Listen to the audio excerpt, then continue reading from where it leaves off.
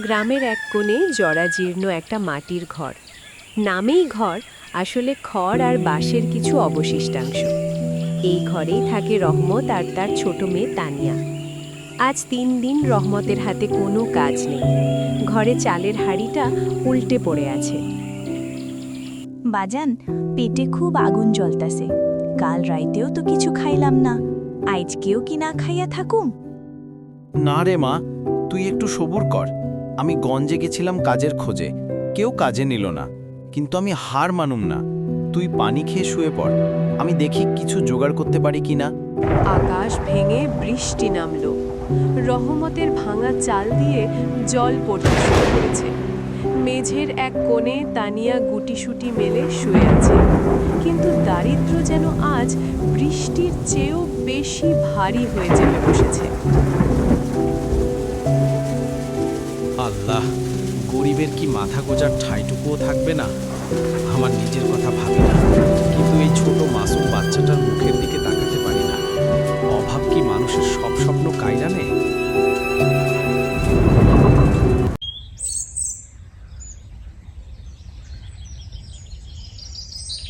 সকালে বৃষ্টির তেজ কমলে রহমত গ্রামের মাতব্বর সাহেবের বাড়িতে যায়। আশা ছিল গত মাসের মজুরির বাকি টাকাটা চাইলে হয়তো আজকের দিনটা চলে যাবে, কিন্তু বাস্তব ছিল অনেক কঠিন। মাতব্বর সাহেব, আমার পাওনা 200 টাকা কি আজ পাওয়া যাবে? ঘরে বাচ্চাটা না খেয়ে আছে।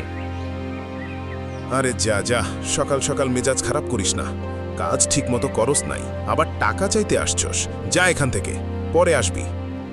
মাতব্বরের বাড়ি থেকে অপমানিত হয়ে ফেরার পথে রহমত রাস্তার ধারে একটা পুরনো কাপড়ের থলি দেখতে পায়। ভয়ে ভয়ে সে থলিটা হাতে নেয়। খুলে দেখে ভেতরে কিছু ছেঁড়া কাগজ আর একটা পুরনো তসবি। টাকা নেই, কিন্তু সেই তসবিটা হাতে নিতেই রহমতের মনে এক অদ্ভুত শান্তি নেমে আসে। হয়তো আল্লাহ আমার ধৈর্যের পরীক্ষা নিচ্ছেন। এই তসবিটাই আমার সম্বল। আমি হার মানব না, কিছু একটা ব্যবস্থা হবেই। অভাবের তাড়নায় ছোট তানিয়া আর ঘরে বসে থাকতে পারল না। বাবা রমতেই সে গ্রামের বড় বাড়িতে যায়, যদি কিছু কাজ পাওয়া যায়। তানিয়া তখনও বোঝেনি যে দারিদ্র মানুষকে কতটা ছোট করতে পারে। এই মেয়ে, উঠানটা ভালো করে ঝাড়ু দে। ঠিকমতো পরিষ্কার না হলে কিন্তু এক মুঠো চালও পাবি না, বুঝলি? জি খালাম্মা, আমি সব পরিষ্কার করতেছি। শুধু আমারই কয়েকটা চাল দেবেন, আমার বাজান খুব অসুস্থ। সন্ধ্যায় তানিয়া যখন আঁচলে করে সামান্য কিছু চাল নিয়ে বাড়ি ফেরে, রহমত তখন ধুঁকছে। মেয়ের হাতে চাল দেখে খুশির বদলে তার চোখে জল চলে আসে। তুই মানুষের দুয়ারে হাত পাতলি মা, আমার হাত পা থাকতে তুই কাজ করতে গেলি। এই অভাব কি আমাদের ইজ্জতটাও খেয়ে নেবে? বাজান, ইজ্জতের চেয়ে তোমার ক্ষুধা আমার কাছে বড়। তুমি খেয়ে নাও, আমি রান্না চড়াই। রহমত ঠিক করে আর বসে থাকবে না। শরীর অসুস্থ হলেও সে গঞ্জের বাজারে যায়। সেখানে এক বড় মহাজন ট্রাক থেকে বস্তা নামানোর লোক খুঁজছিল। রহমত নিজের সবটুকু শক্তি দিয়ে কাজে নেমে পড়ে। কি হে মিয়া, পারবা তো? এই ভারী বস্তা কিন্তু তোমার মতো পাতলা মানুষের কাজ না। পারুম কর্তা, পেটের ক্ষুধা মানুষের শরীরে হাতির সমান শক্তি দেয়। আপনি শুধু সুযোগটা দেন। রোদে পুড়ে আর ঘামে ভিজে রহমত একের পর এক বস্তা পিঠে তুলে নিতে থাকে। তার চোখের সামনে বারবার তানিয়ার ক্ষুধার্ত মুখটা ভেসে উঠছে। কাজ শেষে মহাজন তাকে সামান্য কিছু টাকা দেয়, যা তার পরিশ্রমের তুলনায় খুবই কম। এই কয়েকটা টাকা দিয়ে কি হবে কর্তা? সারা দিন খাটলাম। নিলে নাও, না হলে পথ দেখো।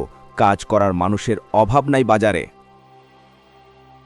রহমত যখন টাকা নিয়ে ঘরে ফিরল, দেখল তানিয়া জ্বরে কাঁপছে। বৃষ্টির জলে ভিজে কাজ করার ফলে ওর শরীরটা ভেঙে পড়েছে।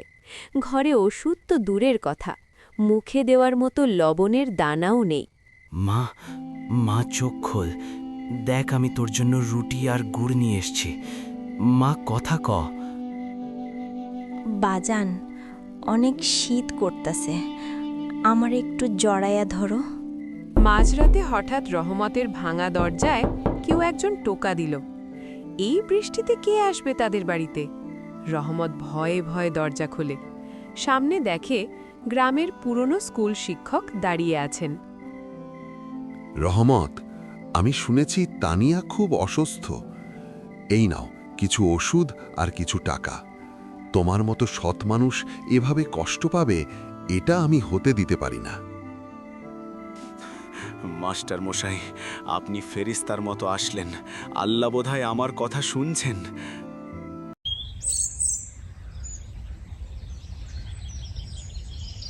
মাস্টারমশাইয়ের দেওয়া ঔষধে তানিয়া একটু সুস্থ হয়ে উঠেছে। সকালবেলায় মাস্টারমশাই আবার আসলেন রহমতের কাছে।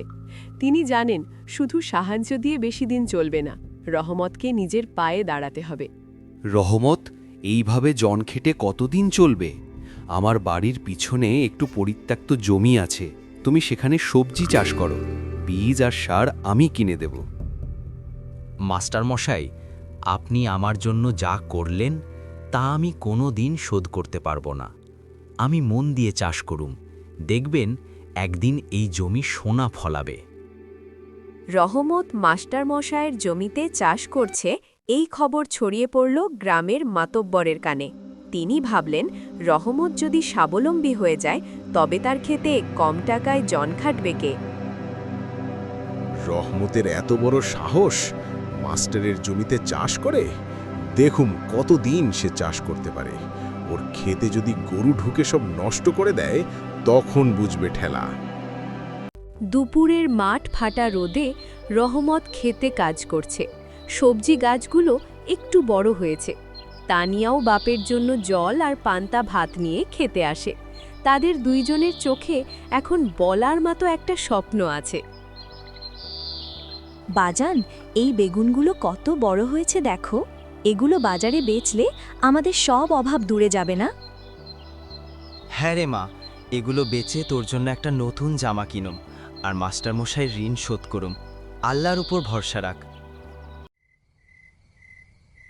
ঘোর অন্ধকার রাতে যখন সবাই ঘুমিয়ে, তখন মাতব্বরের কিছু লোক রহমতের ক্ষেতের বেগুন গাছ ভেঙে দিচ্ছে।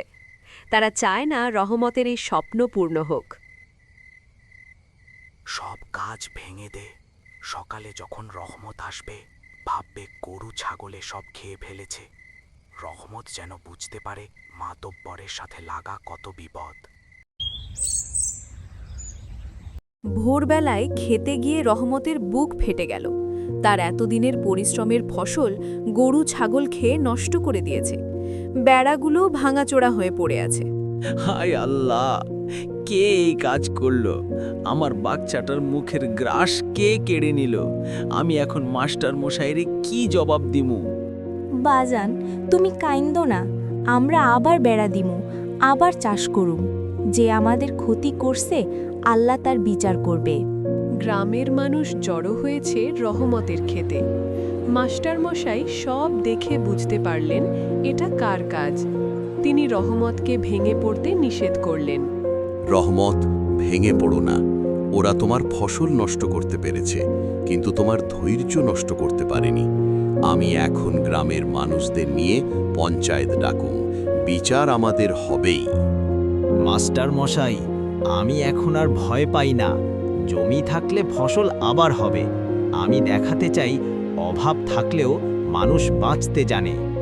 রহমতের ক্ষেত নষ্ট করার বিচারের জন্য গ্রামের বটতলায় পঞ্চায়েত বসেছে। মাস্টারমশাই সবার সামনে প্রমাণ দেখালেন যে মাতব্বরের লোকই এই অন্যায় করেছে। গ্রামের মানুষ এখন অন্যায়ের বিরুদ্ধে এক হয়েছে।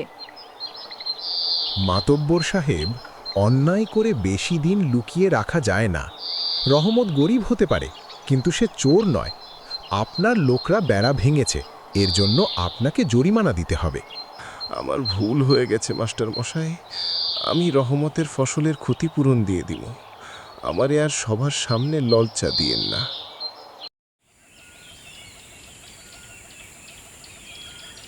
মাতব্বরের কাছ থেকে পাওয়া ক্ষতিপূরণের টাকা দিয়ে রহমত আবার খেতে কাজ শুরু করে। এবার গ্রামের কিছু ভালো মানুষও তাকে সাহায্য করতে আসে। রহমত আর তানিয়া মিলে রাতের বেলা ক্ষেত পাহারা দেয়, যাতে আর কেউ ক্ষতি করতে না পারে। বাজান, এবার দেখো আমাদের ক্ষেত কত সুন্দর হয়েছে। এবার আর কেউ আমাদের ক্ষতি করতে পারবে না। আল্লাহর ওপর ভরসা রাখলে কেউ ক্ষতি করতে পারে না মা। এবার আমাদের কষ্টের ফল আমরা পাবই। কয়েক মাস পর রহমতের ক্ষেতে প্রচুর সবজি ফলেছে। সে গঞ্জের বাজারে গিয়ে সবজি বেচে অনেক টাকা পায়।